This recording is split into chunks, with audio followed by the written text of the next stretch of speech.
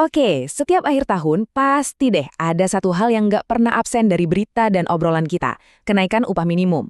Kedengarannya selalu jadi kabar baik kan? Kayak semacam ritual tahunan yang menenangkan, yang kasih kita jaminan perlindungan buat para pekerja. Ya kan? Ini cerita yang selalu kita dengar. Narasi yang bikin kita ngerasa aman bahwa negara itu hadir dan peduli sama kesejahteraan kaum buruh. Itulah bisa dibilang cerita resminya. Tapi pertanyaannya beneran begitu nggak sih? Apakah perlindungan yang kita bayangkan itu nyata atau jangan-jangan cuma ilusi angka di atas kertas? Nah yuk kita coba bedah datanya sama-sama. Jadi kan gini, setiap tahun pemerintah di tiap provinsi itu pasti mengumumkan upah minimum provinsi atau yang kita kenal sebagai UMP. Pengumuman ini tuh sering banget ngasih kita rasa aman, seolah-olah ada kemajuan dan tahun depan hidup bakal jadi lebih baik. Nah, untuk tahun 2024, angkanya itu ada di rentang ini. Kalau dilihat sekilas ya masuk akal banget. Tiap daerah beda-beda, disesuaikan sama kondisi ekonomi dan biaya hidup di sana. Semuanya kelihatan sangat terstruktur dan logis.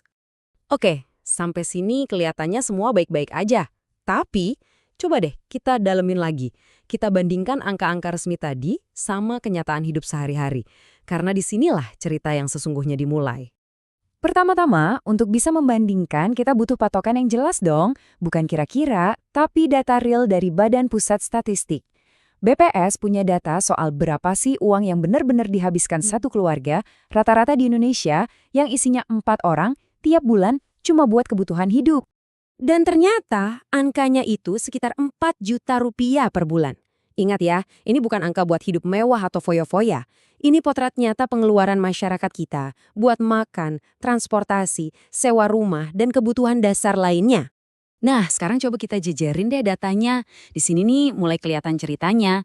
Lihat ya, di beberapa provinsi UMP-nya memang lebih tinggi dari kebutuhan real.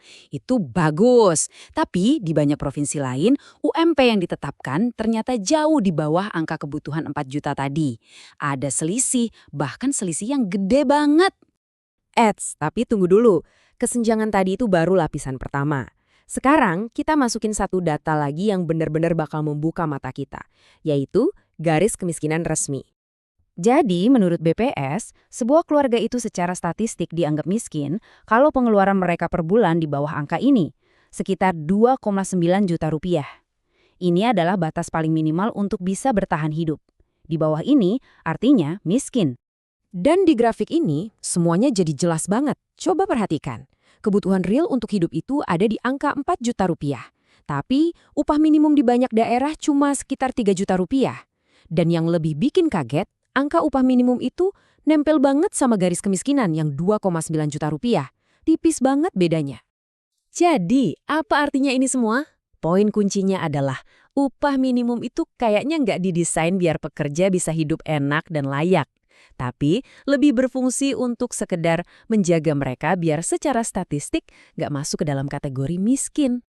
Terus, apa rasanya hidup dengan kondisi mepet kayak gitu? Apa artinya hidup dengan margin setipis ini dalam kehidupan sehari-hari? Yuk kita coba bayangkan.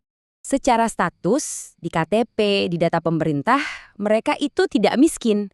Mereka punya pekerjaan. Tapi kenyataannya, mereka hidup di ujung tanduk. Sangat rentan. Nggak ada ruang buat nabung. Dan kalau ada masalah ekonomi dikit aja, misalnya harga-harga naik, mereka bisa langsung goyang. Dampaknya itu benar-benar nyata loh. Bayangkan, ada satu anggota keluarga yang sakit dan butuh biaya berobat, wah, itu bisa langsung bikin mereka ngutang. Harga beras naik dikit, buat kita mungkin cuma jadi bahan omongan, tapi buat mereka itu udah jadi krisis. Artinya, kerja dari pagi sampai sore itu nggak otomatis ngasih rasa aman secara ekonomi. Oke, mungkin ada yang berpikir, kan ada bantuan sosial dari pemerintah? Nah, pertanyaan bagus. Dan ini justru membawa kita ke sebuah paradoks yang menarik. Paradoksnya itu begini, kalau seorang pekerja penuh waktu yang dapat gaji tiap bulan, ternyata masih butuh bantuan sosial dari pemerintah cuma buat bertahan hidup. Itu artinya kan sistem upahnya sendiri yang belum berfungsi dengan baik, gagal memberikan jaring pengaman yang cukup. Nah, semua fakta ini akhirnya memaksa kita buat mundur sedikit dan merenungkan sebuah pertanyaan yang lebih besar, yang lebih fundamental. Kalau kita perhatikan polanya, sistem yang sekarang itu terasa seperti siklus penyesuaian saja, bukan kemajuan yang nyata. Biaya hidup naik, lalu upah disesuaikan sedikit pakai rumus. Tapi jarak antara upah sama biaya hidup real ya segitu-gitu aja, nggak pernah benar-benar terkejar. Akibatnya pekerja cuma diambangkan sedikit di atas garis kemiskinan. Ada sebuah kutipan bagus dari Dr. Andri Yudi Supriyadi dari BPS yang merangkum dilema ini dengan sangat baik. Pertanyaannya adalah, apakah kerja itu kita posisikan hanya sebagai cara buat bertahan hidup dari kemiskinan atau sebagai jalan untuk mencapai kehidupan yang benar-benar bermartabat? Nah, pertanyaan ini yang mungkin perlu kita renungkan bersama. Jadi, kita ini kerja buat apa? Apakah hanya untuk sekedar bertahan hidup dan lolos dari statistik kemiskinan? Atau untuk membangun sebuah kehidupan yang lebih baik, yang layak, dan punya martabat? Jawaban kita atas pertanyaan ini akan sangat menentukan arah kebijakan ekonomi kita ke depan. Terima kasih.